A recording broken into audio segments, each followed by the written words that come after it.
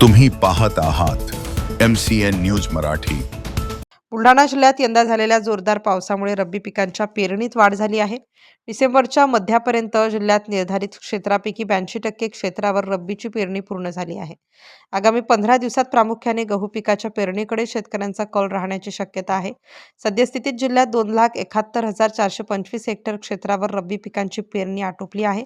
यंदाही शेतकऱ्यांची गहू हरभऱ्यातल्या पसंती दिल्याचे चित्र आहे। कृषी विभागाने यंदा 3,29,803 हेक्टर क्षेत्रावर रब्बी पेरणीचे नियोजन केले होते। सध्या 82% क्षेत्रावर पेरणी पूर्ण झाली असून त्यामध्ये 58,210 हेक्टर क्षेत्रावर गव्हाचा पेरा झाला आहे। गहू पेरणीचे उद्दिष्ट साधारणपणे 88% पर्यंत पूर्ण झाले आहे। दरम्यान मका पिकाचे 24,222 हेक्टरवर पेरणी झाली असून मका पिकालाही शेतकऱ्यांकडून चांगली पसंती मिळत आहे। रब्बी ज्वारीचा पेरा 7,938 हेक्टरवर झाला असून या पिकाकडे देखील शेतकऱ्यांचा कल वाढला आहे। MCN न्यूज मराठीकरिता रवी शेगोकार, बुलढाणा।